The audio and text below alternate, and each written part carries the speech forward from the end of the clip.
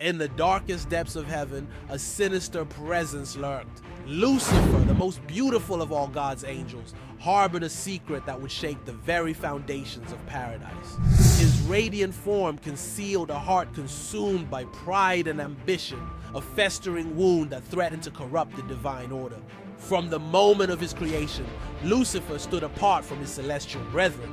His wings shimmered with an otherworldly light, his voice carried the sweetness of 1,000 harps, and his beauty was unrivaled even among the heavenly host. But beneath this dazzling exterior, a terrible truth lay hidden. Lucifer's problem was not one of appearance or ability, but of spirit. With each passing moment, he grew more convinced of his own superiority. He looked upon the other angels with disdain, seeing them as lesser beings unworthy of God's love. Even the Almighty himself became an object of Lucifer's scorn. For how could the Creator be greater than his most perfect creation?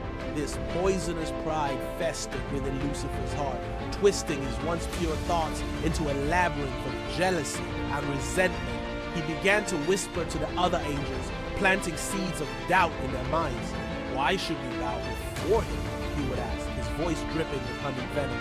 Are we not as worthy of worship as he? As Lucifer's influence spread, a terrible schism formed in the ranks of heaven. Angels who had once sung in perfect harmony now eyed each other with suspicion and fear. The air grew thick with tension, and the light of paradise dimmed as if in anticipation of the coming storm. God, in his infinite wisdom, saw the corruption taking root in his beloved creation. He called Lucifer before his throne, hoping to reason with the wayward angel. But Lucifer's heart had hardened beyond redemption. He stood defiantly before his Creator, his eyes blazing with unholy fire. Why should I serve you? Lucifer demanded, his voice echoing through the halls of heaven. I'm the brightest star in your firmament, the most beautiful of all your creations. It is you who should bow before me. The words hung in the air like a death sentence.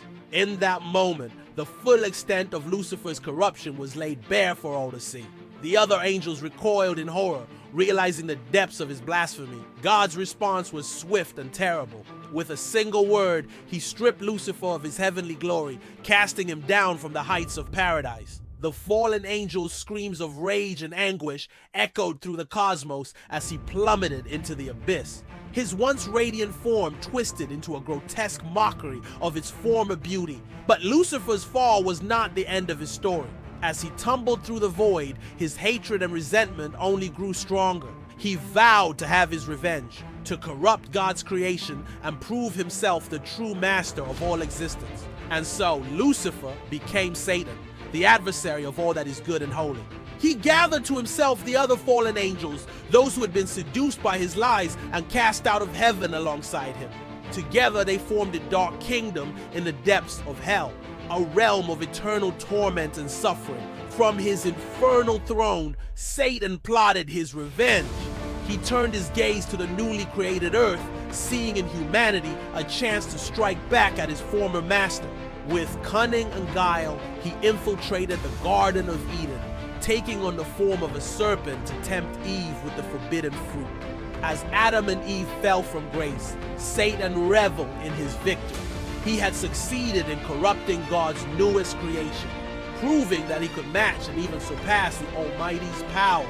But his triumph was short-lived, for God's plan was far greater than even Lucifer could comprehend.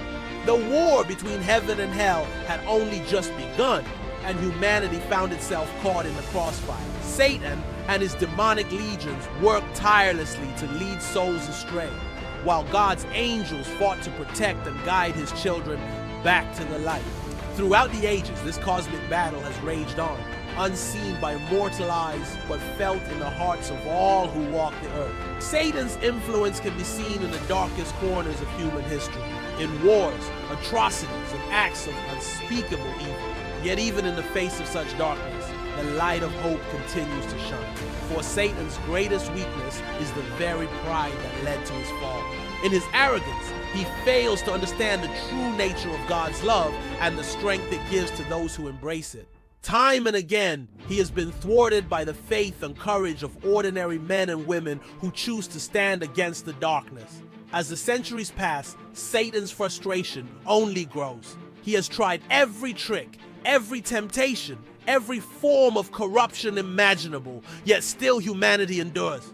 For every soul he manages to lead astray, countless others find their way back to the light.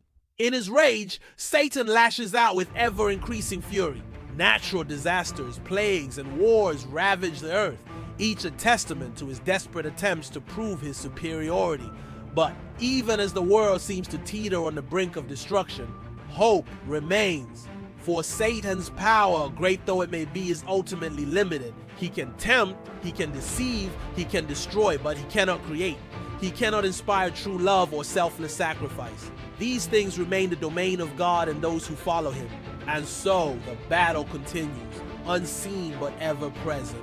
In every moment of every day, choices are made that tip the balance between good and evil. Each act of kindness, each gesture of love, each moment of faith serves as a blow against Satan's dark kingdom. As for Lucifer himself, he remains trapped in a prison of his own making. His beauty long since corrupted, his grace turned to ashes, he rules over a realm of eternal torment. Yet still, he clings to his pride, unable to admit defeat or seek forgiveness. In the end, this is the true tragedy of Lucifer, that even now, after all the pain and suffering he has caused, redemption remains possible.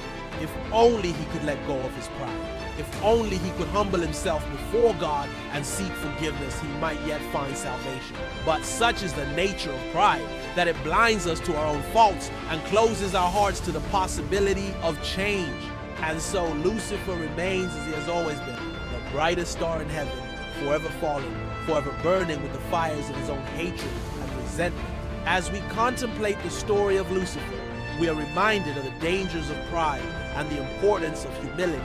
For in the end, it is not our abilities or our beauty that define us, but the choices we make and the love we show to others.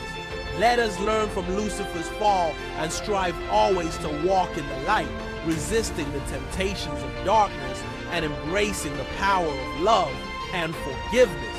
For in doing so, we not only save ourselves, but strike a blow against the very forces of evil that seek to destroy us. The battle may rage on, but hope remains eternal. And in the end, it is not the mighty or the proud who will triumph, but those who hold fast to faith, hope, and love. These are the true weapons in the war against darkness, and with them we shall overcome.